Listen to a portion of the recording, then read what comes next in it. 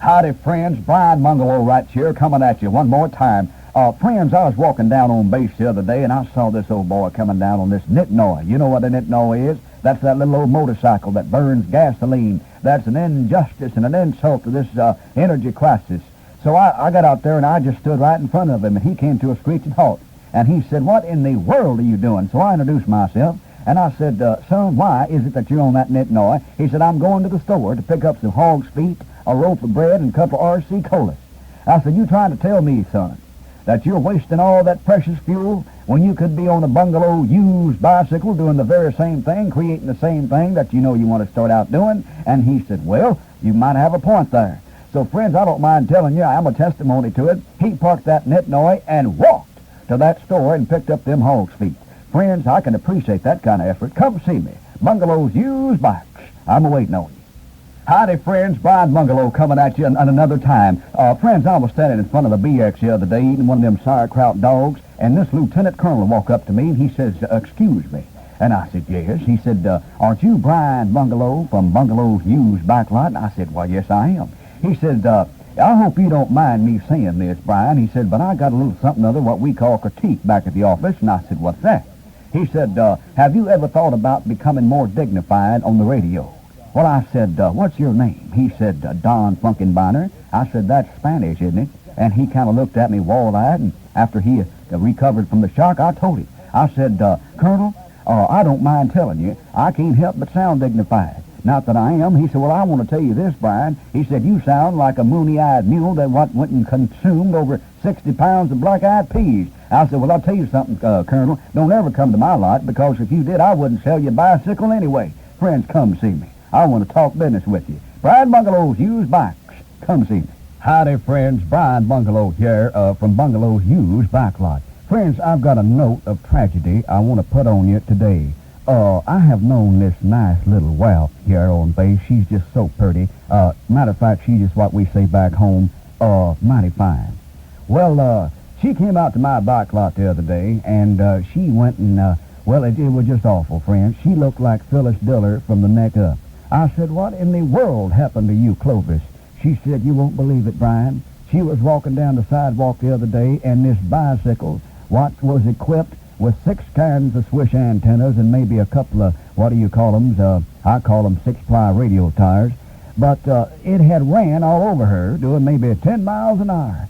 Friends, don't ride on the sidewalk with your bicycles and nitnoys. You could hurt somebody.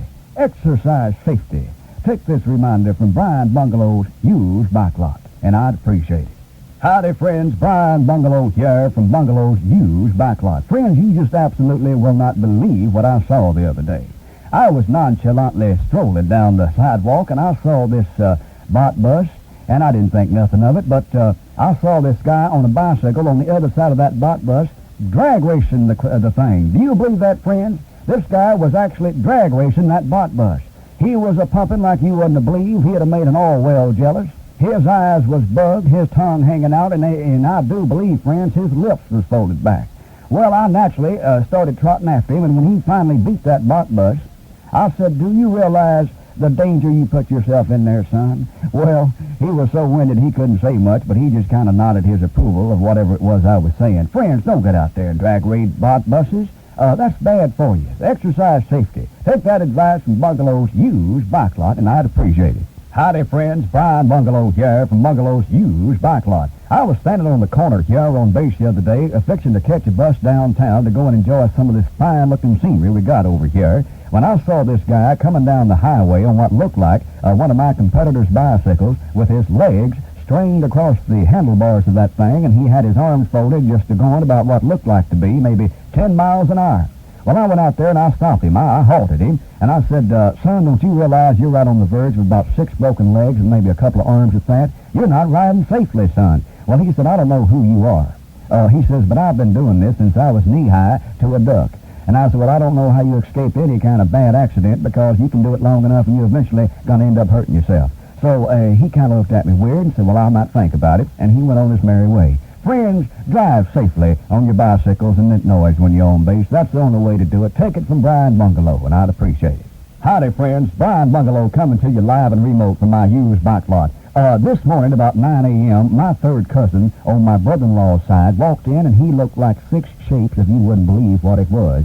And I said, Cleve, what's wrong, son? He says, you won't believe this, Brian. He says, but I was walking down the sidewalk on base the other day, and I had what seemed like maybe 6.5 bicycles run 6 ways, but every way on top of my head. I said, you mean to tell me, Cleve, that perhaps somebody was riding on the bicycle, on the sidewalk, on their bicycle, maybe in an irresponsible manner? He said, if that's the way you want to put it, that's what it seemed like to me. He said, I had tire tracks on my lips.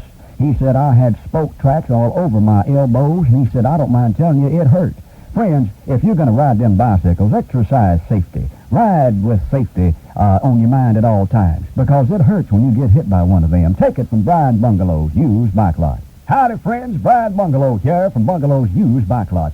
This morning about 9 o'clock, friends, my good friend, I've known from now on maybe 10 years now, named Claude, he walked up to me. He said, you know something, Brian? I said, what's that, Claude? He said, I was leaving the hooch bar the other night, and he said, I was doing about maybe 30 miles an hour on my Nitno, and he said, I don't mind telling you, he said, a great big old, one of them, telephone poles jumped out and just, well, I just wrapped myself right around it. I said, Claude, don't go and try and put something like that on me. I said, you were drunker than a bald owl, weren't you? Well, he looked at me as only Claude can. He said, now, how'd you figure that there, Brian? I said, let me tell you, son, you can walk by an old crow bottle and you'll start to stagger. Friends, if you're going to drive them Nitnoas, exercise safety. Don't go around getting drunk or even drinking and thinking about driving. That goes as well for Nitnoas as it does for them big old automobiles where you drink all that gasoline and use all them big engines in them. Exercise safety. Take it from Brian Bungalow. Exercise safety, and I appreciate it.